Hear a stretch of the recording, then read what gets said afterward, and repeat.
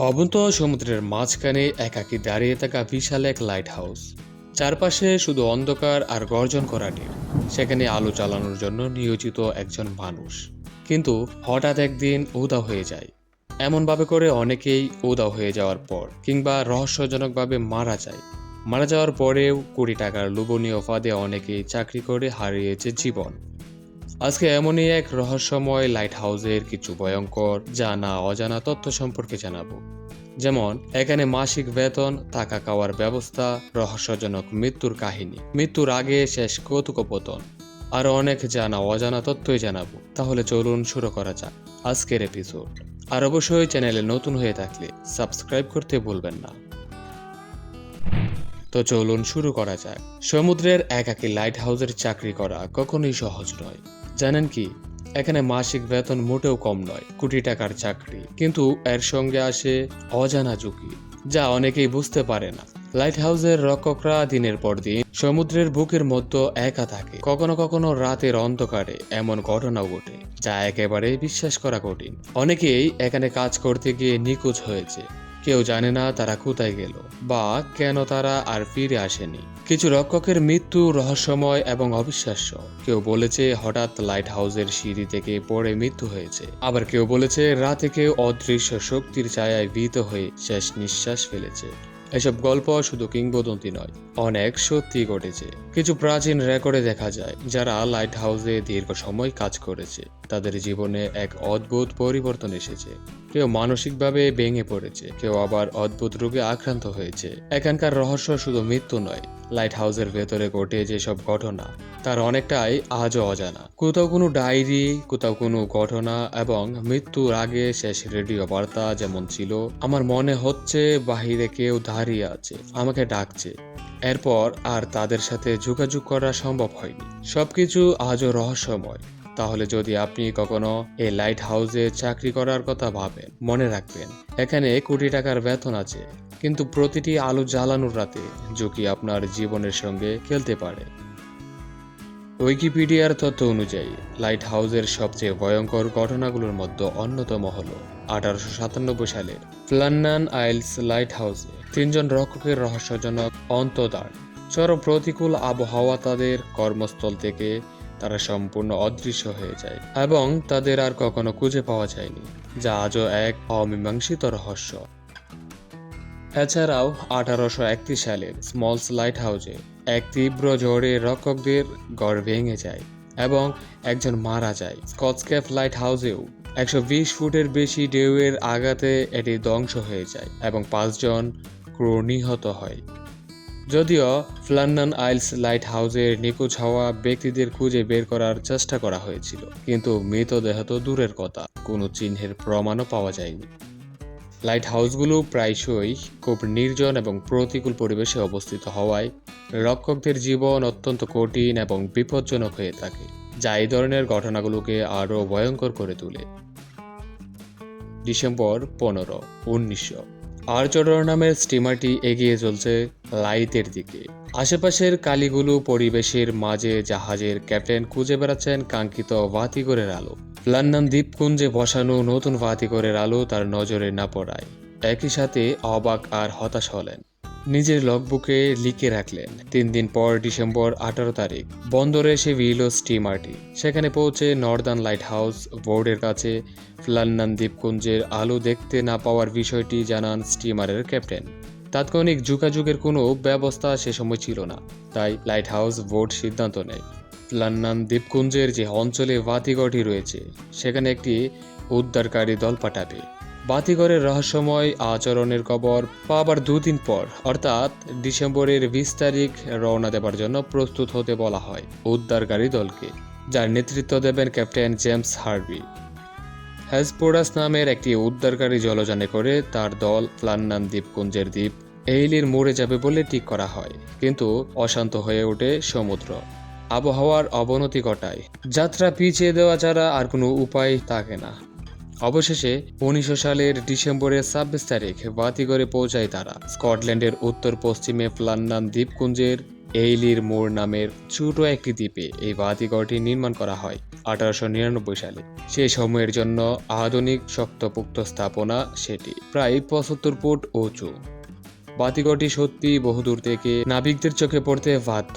তীরে পৌঁছার সময় থেকে কোনো একটা গোলমালের ব্যাপার যে এখানে ঘটেছে সে বিষয়ে সন্দেহ হতে থাকে। হেসপোরাসের উদ্ধারকারী দলটির বাতিঘরের উপর থেকে তাদের আসতে দেখেও কেন কেউ এখনো আসছে না, সেটাই হয় সন্দেহের প্রথম কারণ। ডকের আশেপাশেও কোনো ধরনের চিহ্ন নেই যা থেকে বোঝা যেতে পারে ডক প্রস্তুত রাখা হয়েছে তাদের আসার জন্য। পতাকা রাখার দণ্ডও ফাঁকা পড়ে আছে, কে জানে কবে থেকে।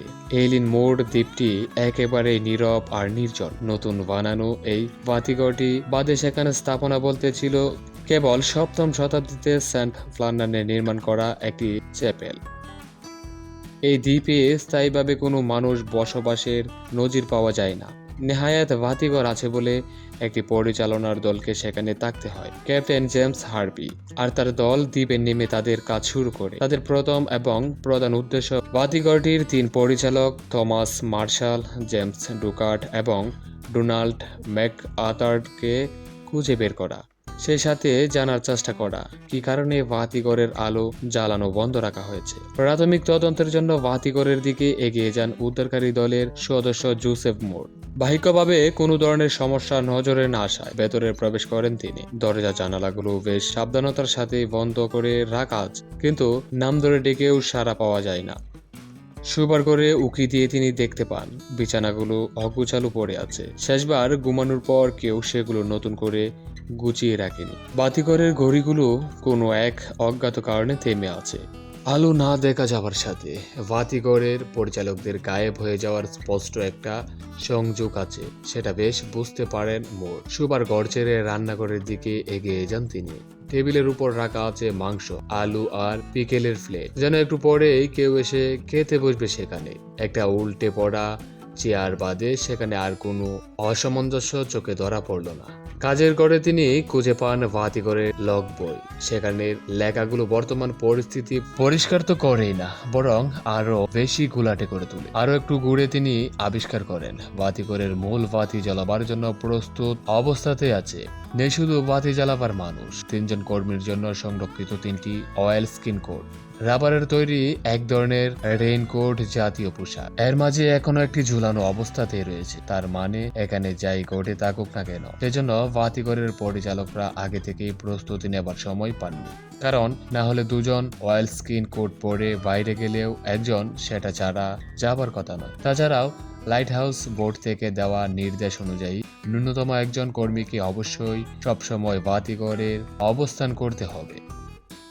তাহলে কি এমন ঘটেছিল এখানে যে নিয়মের তোয়াক্কা না করে 3 জনই একসাথে বাইরে বের হয়ে গিয়েছিল? বাতিঘরের ভেতরের অনুসন্ধান শেষে মোর ফিরে আসেন বাকি দলের কাছে। ক্যাপ্টেন আর বাকি দল দ্বীপের সম্ভাব্য সব জায়গা খোঁজ করেন বাতিঘরের কর্মীদের, এমনকি নিজেদের অবস্থান জানান দিতে এবং কেউ জীবিত থাকলে তাদের সাড়া পাবার আশায় আকাশের দিকে রকেট ছুড়ে তারা।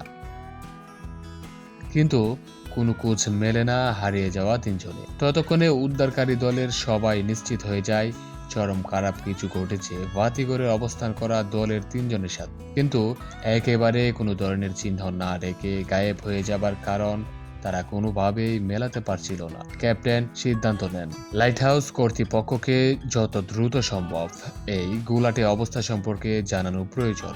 সেজন্য তিনি টেলিগ্রাম করতে ছুটে যান নিকটবর্তী দ্বীপের টেলিগ্রাফ অফিসে। দলের বাকিরা অর্থাৎ মোর, ম্যাক, ডোনাল্ড, বয়াম, মাস্টার আর 2 জন নাবিক সেই রাতে দ্বীপেই থেকে যাবার সিদ্ধান্ত নেন। প্রাথমিক তদন্তের ফলাফল পাওয়া গেলেও কারণ খুঁজে পাওয়া যায়নি বলে আরো বিস্তারিত তদন্তের নির্দেশ দেওয়া হয় উদ্ধারকারী দলকে। প্রাথমিক ধাক্কা কাটিয়ে তারাও নেমে পড়ে আরো তথ্য উপাত্ত সংগ্রহ করতে। বাতিঘরে খুঁজে পাওয়া লগবুকের লেখাগুলো বিশ্লেষণ করতে চেষ্টা করেন তারা। ডিসেম্বরের 12 তারিখের লেখায় বাতিঘরের কর্মী মার্শাল উল্লেখ করে প্রচন্ড বাতাস বইছে, এমন বাতাস যা বিগত 20 বছরেও সে কখনো দেখেননি। সেই সাথে মার্শাল আরো লেখে ডুকাট একেবারে চুপচাপ হয়ে পড়েছে আর ম্যাক আর্থার কাঁদছে। এই ব্যাপারটা খুবই অদ্ভুত ঠেকলো। একজন অভিজ্ঞ নাবিক এবং বাতিঘরের পরিচালক জ্বরের বাতাসে কান্নাকাটি করছে, সেটা মোটেও বিশ্বাসযোগ্য মনে হয় না। ডিসেম্বরের 13 তারিখে মার্শালের লেখায় জ্বরের আরো বিবরণ পাওয়া যায়। সেই সাথে সে উল্লেখ করে তারা 3 জন বাতিঘরে প্রার্থনায় বসেছে দুর্যোগ থেকে রক্ষা পাওয়ার জন্য। কিন্তু নবনির্মিত শক্তিশালী এই বাতিঘরের ভেতরে বসে থাকা সমুদ্র বিষয়ে অভিজ্ঞ 3 জন মানুষ প্রার্থনায় মশগুল হবার মতো জ্বরের ব্যাপারটাও কেমন রহস্যময় মনে হতে থাকে। তদন্ত কমিটি খোঁজ নিয়ে জানতে পারে এই অঞ্চলের ডিসেম্বরে 12 এবং 13 এবং 14 তারিখে কোনো রকম জ্বরের নজির নেই। সমুদ্র শান্ত অবস্থায় ছিল ডিসেম্বরের 17 তারিখ পর্যন্ত। লগবুকে শেষ লেখাটি পাওয়া যায় ডিসেম্বরের 15 তারিখে। সংক্ষিপ্ত সেই লেখায় বলা হয়, জ্বর থেমে গেছে, সমুদ্র শান্ত, সৃষ্টিকর্তা সর্বশক্তিমান। সেদিন থেকেই বাতিঘরে আর আলো জ্বলতে দেখেননি আর্যডর স্টিমারের নাবিকরা। ক্রমেই জটিল থেকে জটিলতর হয়ে ওঠে বাতিঘর কর্মীদের এই হাওয়ায় মিলিয়ে যাওয়ার রহস্য। দ্বীপে নৌকা বেড়ার যে 2টি ল্যান্ডিং রয়েছে তার একটি বহাল তবিয়তে রয়েছে, সেখানে উদ্ধারকারী দলটি নেমেছিল। কিন্তু দ্বীপের অপর পাশে থাকা ল্যান্ডিংটি জ্বরের তাণ্ডবে ক্ষতিগ্রস্ত হয়েছে বলে দেখতে পায় উদ্ধারকারী দলটি। লোহার তৈরি রেলপথ ডালাই থেকে উপড়ে এসেছে। লোহার তৈরি রেলিংগুলোর আকারও বদলে গেছে বেশ কিছু জায়গাতে। সমুদ্র পৃষ্ঠ থেকে প্রায় 108 ফুট উপরে থাকা পণ্যের একটি বাক্স পাওয়া যায় ভাঙা অবস্থায়। টনখানেক ওজনের একটি পাথর এর অবস্থান থেকে বেশ কিছুটা দূরে সরে গেছে বলেও দেখতে পায় তারা। কিন্তু বাতিঘরের পরিচালনা দলটির কোনো চিহ্ন সেখানেও খুঁজে পেতে ব্যর্থ হয় তারা। উদ্ধারকারী দলের তদন্তের রিপোর্ট প্রকাশের পর থেকে শুরু হয় নানা জল্পনা এবং কল্পনা। অতি প্রকৃত কিছু কি ঘটেছিল দ্বীপটিতে? সমুদ্র থেকে উঠে আসা কোনো বয়াল দানব কি ধরে নিয়ে গেছে বাতিঘরের পরিচালককে?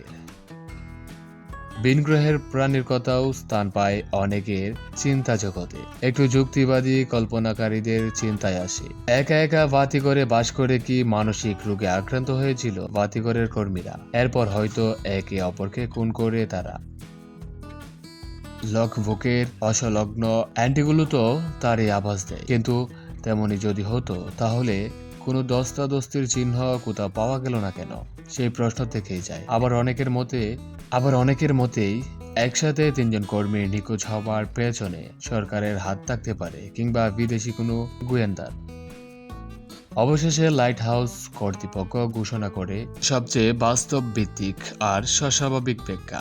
সম্ভবত ঝড়ের মাঝে পশ্চিম ল্যান্ডিং এর জিনিসপত্রের নিরাপত্তা নিশ্চিত করতে বাতিঘরের কর্মীরা সেখানে যায় এবং ঝড়ের কবলে পড়ে সমুদ্রে ভেসে যায়। কিন্তু সেই ব্যাখ্যাও আসলে যুক্তিতে টেকে না, কারণ নিজেদের কাজে অভিজ্ঞ বাতিঘরের কর্মীরা কি কারণে নিজেদের জীবন বিপন্ন করে ঝড়ের মুখে সেখানে যাবে? যদি গিয়েও থাকে তাহলে কেন 3 জনকেই সেখানে যেতে হবে? কারণ নিয়ম অনুযায়ী অত্যন্ত একজনের বাতিঘরে অবশ্যই থাকার কথা। বাতিঘরে খুঁজে পাওয়া অয়েল স্কিন কোডটি প্রমাণ করে অত্যন্ত একজন বিনা প্রস্তুতিতে বাইরে গিয়েছিল। আবার হারিয়ে যাওয়া কর্মীদের রহস্যময় লগবুকের হিসেব অনুযায়ী জ্বর শেষ হওয়া পর্যন্ত তারা বাতিঘরেই অবস্থান করেছিল এবং শেষবারের রিপোর্ট তারা লেখে ডিসেম্বরের 15 তারিখে। কিন্তু সেদিন থেকেই বাতিঘরের আলো দেখতে না পাওয়ার অভিযোগও পাওয়া যায়। পশ্চিমের ক্ষতিগ্রস্ত ল্যান্ডিং ঠিক কবে জ্বরের কবলে পড়ে সেই বিষয়টিও নিশ্চিত করা যায়নি। এইসব প্রশ্ন বিগত 120 বছর ধরে তাড়া করে ফিরছে অনেক রহস্য প্রেমিককে, কিন্তু এর কোনো সঠিক উত্তর আজ পর্যন্ত পাওয়া যায়নি। এই ঘটনার পর বাতিঘর আবারও চালু করা হয় এবং নতুন কর্মীরা সেখানে কাজে যুক্ত হয়। তবে মানসিক চাপের কারণে হোক বা রহস্যময় অতীত ইতিহাসের কারণে তাদের অনেকেই অভিযোগ করে তারা নাকি শুনতে পেয়েছে হারিয়ে যাওয়া বাতিঘরের কর্মীদের নাম ধরে কারা যেন ডেকে বেড়ায় সেখানে।